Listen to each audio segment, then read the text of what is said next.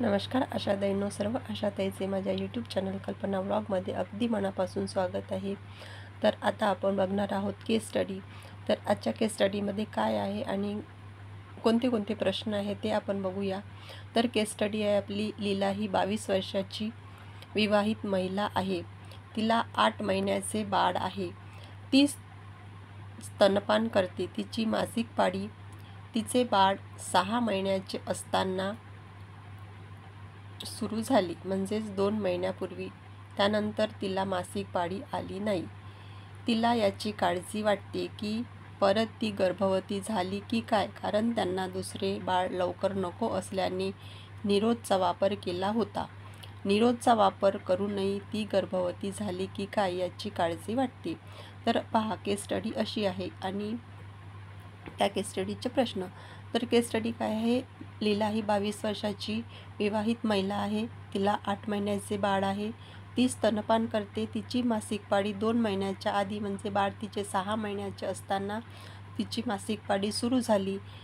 आता तिचे बाळ आहे 8 महिन्याचे आणि तिला 2 महिन्यापासून म्हणजे 6व्या महिन्यात पाळी आली, पण आता 8वा महिना सुरू आहे। तर या 2 महिन्यात तिला पाळी आली नाही। तिला काळजी वाटत आहे की मी परत गर्भवती तर राहिली की नाही, आणि त्यांनी निरोधचा वापर केलेला आहे आणि त्यांना असं वाटते की आपण निरोधचा वापर केल्यानंतर सुद्धा आपल्याला मासिक पाळी आली नाही, आपण गर्भवती राहिलेलो आहे। तर याचे प्रश्न बघा काय आहे। तर आशा म्हणून तुम्ही काय केले असते? तर आशा म्हणून जेव्हा आपल्याला अशी महिला मिळते तर आपण तिला लगेच सांगतो की तिने तिची लघवीची तपासणी करून घ्यावी। अशा वेळी आपण एक आशा म्हणून आपल्याजवळ UPT किट असते, निश्चय किट असते, आपण तिच्या लघवीची तपासणी करून घेतली असती। तर ही जी केस स्टडी आहे ही आपल्या गावामध्ये पण असू शकते आणि असते। बाय चान्स एखादी अशी महिला असते की हिला पाळी आली होती पण तिला पाळी आली नाही, तर ती गर्भवती राहू शकते। तर अशा वेळी आपण काय करायचं की तिच्या लघवीची तपासणी करायची आणि ती जर गर्भवती असेल तर तिला गर्भपात करण्यासाठी, सुरक्षित गर्भपात करण्यासाठी प्रवृत्त करायचं। तर आपला पहिला प्रश्न बघूया आपण। आशा म्हणून तुम्ही काय केले असते? तर आशा म्हणून आपण काय केले असते?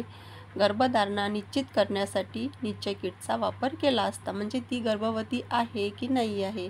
कधी कधी एखाद्या महिलेच्या शरीरामध्ये HB कमी असते, तर अशा वेळी सुद्धा तिला मासिक पाळी येत नाही। तर अशा वेळी आपण गर्भधारणा तिला झालेली आहे की नाही याची खात्री करण्यासाठी निश्चय किटने आपण तिची तपासणी केली असती। त्याच्यानंतर आपला दुसरा प्रश्न। तिला व तिच्या पतीला मूल नको आहे आणि प्राथमिक आरोग्य केंद्रामध्ये गर्भपात ठरवले आहे, अशा वेळी कोणती पद्धत योग्य आहे? तर मॅन्युअल व्हॅक्यूम ॲस्पिरिन ही जी पद्धत आहे गर्भपाताची, ती पद्धत योग्य आहे आणि ती पद्धत आपण तिला सांगितली असती। त्याच्यानंतर तिसरा प्रश्न आहे, ह्या पद्धतीची निवड करण्याचे कारण काय? ह्या पद्धतीची निवड करण्याचे कारण हे आहे की तिचं बाळ जे आहे ते छोटं आहे, तिचा जो गर्भधारणेचा काळ जो आहे तो 8च आठवड्याचा आहे, म्हणजे 2 महिन्याचा। 2 महिन्याच्या आधीच तिला पाळी आली होती, त्याच्यानंतर तिला पाळी आली नाही, त्याच्यामुळे आपण ही पद्धत वापरत आहोत। त्याच्यानंतर तिला समजा व तिच्या जर गर्भधारणा झाली असेल तर तिला सुरक्षित गर्भपातासाठी आपण प्राथमिक आरोग्य केंद्र, सार्वजनिक आरोग्य केंद्रात जाण्यास सांगितली असते। एक आशा म्हणून आपण काय केले असते? तिची UPT केली असती, तिची तपासणी केली असती निश्चय किटने, आणि जर गर्भधारणा आहे बा याची खात्री झाली असती तर आपण तिला प्राथमिक आरोग्य केंद्र किंवा सार्वजनिक आरोग्य केंद्रामध्ये सुरक्षित गर्भपात करण्यासाठी जाण्यास सांगितले असते। अशा प्रकारे ही आपली केस स्टडी आहे आणि आपल्या केस स्टडीचे प्रश्न आहे। तर ही केस स्टडी आपल्याला अशी जी आहे, तर ही जी महिला आहे अशी महिला आपल्याला आपल्या गावामध्ये पण आढळू शकते, कारण की एखाद्या वेळेस होऊ शकते अशी महिला आपल्या इथे गरोदर राहू शकते आणि अशा वेळी आपल्याला तिला गर्भपात करण्यासाठी प्रवृत्त करायचे आहे। तर अशी ही केस स्टडी आहे आणि केस स्टडीवरचे प्रश्न आपण बघितले आहे। याच्या समोरचा आपण महत्त्वाची माहिती लवकरच बघूया। त्याच्यानंतरचा प्रश्न बघू आपण. आशा गृहभेटीमध्ये वजन कसे घेतात? प्रात्यक्षिक लिहा. वजन घेण्याचे आपल्याला प्रात्यक्षिक लिहायचं आहे. आणि 0 सेट करणे म्हणजे काय आणि वजन काट्यावरील रंग कोणते ते सांगा. आता आपण वजन कसे घेते ते बघूया. तर वजन घेण्यासाठी आपण जेव्हा एखाद्या घरी जातो तर तिथे गेल्यानंतर आपल्या झोडीतले जे सामान आहे ते आधी चटईवर काढून ठेवायचं आहे. त्याच्यानंतर 6 पद्धतीने हात साबणाने धुवून घ्यायचे आहे आणि ते हात हवेमध्ये वाळवायचे आहे. ते कुठेही स्पर्श करायचा नाही. त्याच्यानंतर आपली जी वजन काटा आहे आणि झोडी आहे, झोडी आपली बघून घ्यायची आहे की ती कुठे फाटली आहे का किंवा तिला काही मुंग्या वगैरे लागल्या आहे की, कारण हे पाहणं खूप महत्त्वाचं आहे. आणि हे बघितल्यानंतर मग ती झोडी अशी सरळ ठेवायची आहे आणि त्याचे जे पकडायचे जे कसे आहे ते आपल्याकडे नाही ठेवायचे आहे, ते साईडला ठेवायचे आहे. कारण तसे जर ठेवले आपण तर ते बाळाचे जे पाय आहे ते आपल्या शरीराला लागू शकतात आणि आपण वजन घेताना आपल्याला दिसणार नाही, त्रास होणार. त्याच्यानंतर त्या बाळाच्या अंगावर कमीत कमी कपडे ठेवायचे आहे आणि ती झोडी आहे ती झोडी वजन काट्याला लटकवायची आहे आणि वजन काटा जो आहे 0वर स्थिर करायचा आहे, 0वर सेट करायचा आहे. म्हणजे तो फिरवून त्याचा जो सफेद रंग आहे तो दिसला पाहिजे. लाल रंगावर जर असेल तर त्याला फिरवून सफेद रंगावर आणायचा आहे. आणि झोडी आहे त्यामध्ये एक कपडा ठेवायचा आणि त्या बाळाला त्या झोडीमध्ये ठेवायचं.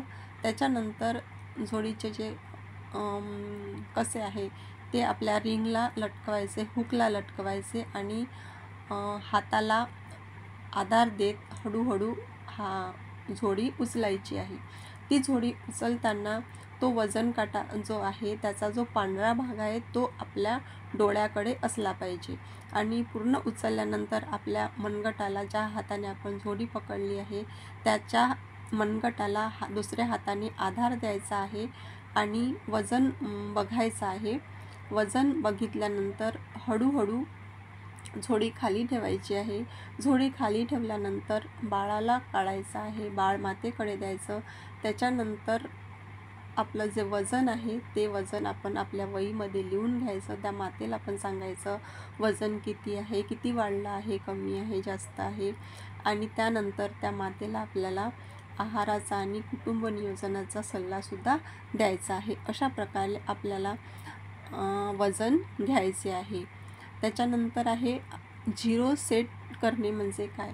तर 0 सेट करणे म्हणजे जेव्हा आपण त्या झोडीचे वजन करतो, बाळाला ठेवायच्या आधी झोडीचे जेव्हा वजन करतो तर ते झोडी हुकाला लावून तो 0 जो आहे तो सेट करायचा आहे. म्हणजे जे पांढरा भाग आहे तो दिसला पाहिजे आणि लाल जर असेल तर आपलं जे वजन आहे ते व्यवस्थित होणार नाही.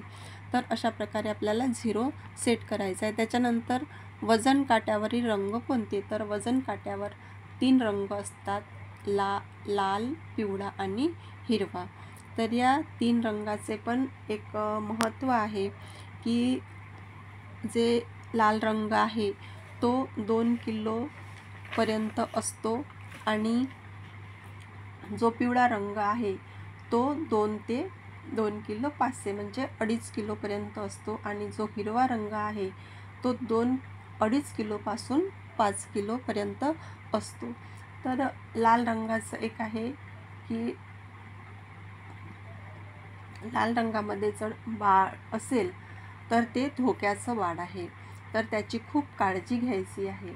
आणि जो पिवळा रंग आहे तर त्याचीसुद्धा देखभाल करायची आहे की तो म्हणजे हिरव्या रंगामध्ये गेला पाहिजे ना की लाल रंगामध्ये गेला पाहिजे. आणि हिरवा रंग, तर हिरवा रंग चांगला आहे आणि त्याची काळजी घ्यायची आहे, तो कमी नाही झाला पाहिजे, म्हणजे बाळाचं वजन कमी नाही झालं पाहिजे.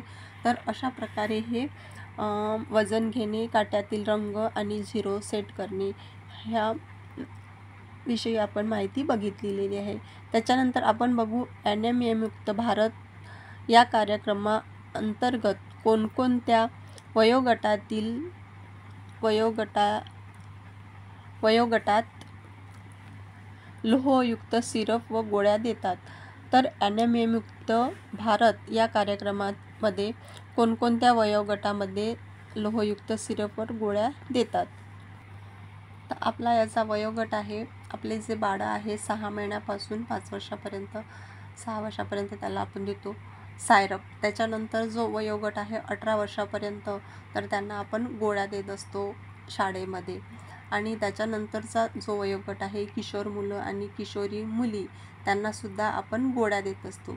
आणि आपल्या ज्या महिला आहे 19 वर्षापासून 49 वर्षापर्यंत, त्यांनासुद्धा आपण गोळ्या देत असतो, लोहयुक्त गोळ्या देत असतो.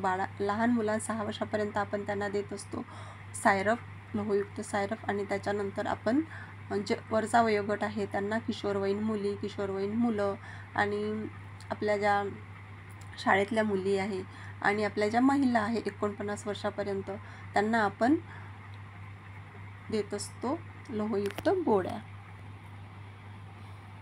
तर आजचा व्हिडिओ आपण इथेच समाप्त करूया. पुढील माहिती आपण दुसऱ्या व्हिडिओमध्ये बघूया, कारण व्हिडिओ आपला मोठा होत आहे.